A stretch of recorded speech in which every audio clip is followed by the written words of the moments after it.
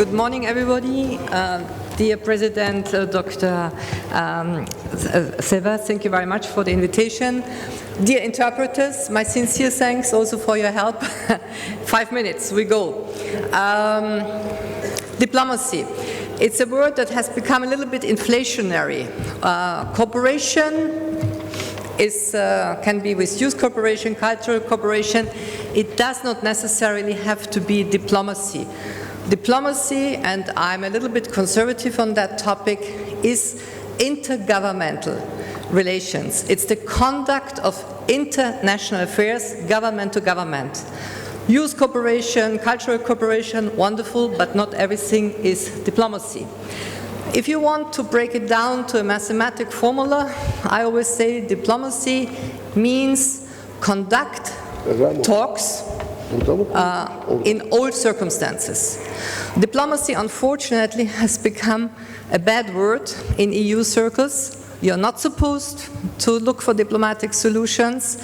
You're supposed to not talk to certain people. I remember that from the situation between the United States and Iran until 2013. People we don't like, we don't talk to. We have a similar situation right now when it comes to the big struggle around Ukraine. So when we speak about the problems that diplomacy encounters, what is still the worst of diplomacy, let me recall that this is an old debate. After World War I, in 1919, diplomacy already had to face huge criticism because diplomats were considered as having caused the outbreak of the war. Secret diplomacy, Sykes-Picot and other topics were considered as reasons for the outbreak of the war, as reasons for bloodshed. We had politicians like the then British Prime Minister Lloyd George, who said, diplomats, what do we need them for? They are just a waste of time and money. We, the prime ministers, Mr. Clemenceau, Lloyd George, me, we can do it ourselves. We don't need diplomats. So what we saw as of the 1990s was that politicians took up diplomatic work.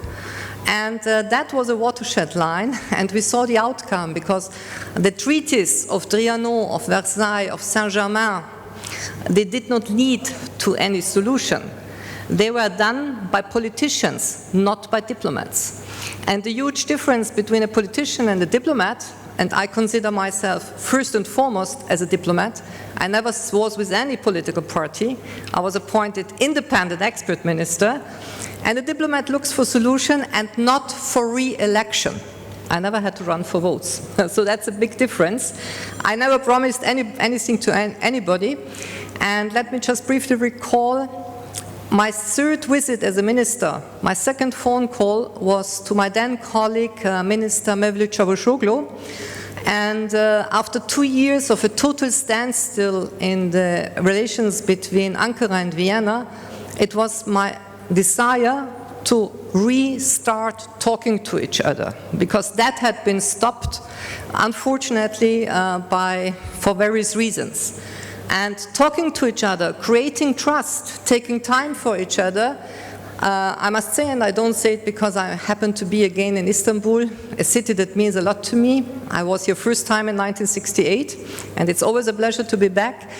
It is about creating an atmosphere in which certain things can happen. What do we see today? In diplomatic talks, one side wants to lecture the other side how to behave. Where is the Westphalian order of equality of sovereigns? The craft of conversation is gone. Dear Minister, could you please conclude your speech? Conclude your speech, please. To conclude? Yes. I conclude. I'm nearly done. Thank you. So what I would like to say is that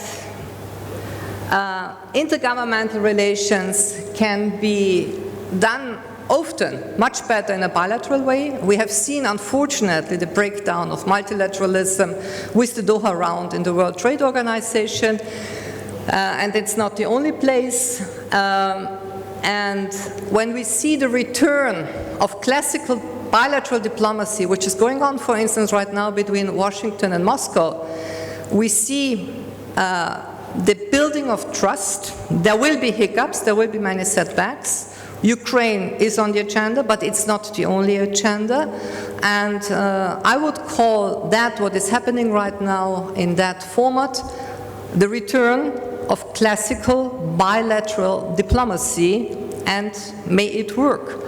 So I thank you for your attention, and I do hope that diplomacy may prevail. Thank you very much for your time. For your kind speech, dear Minister.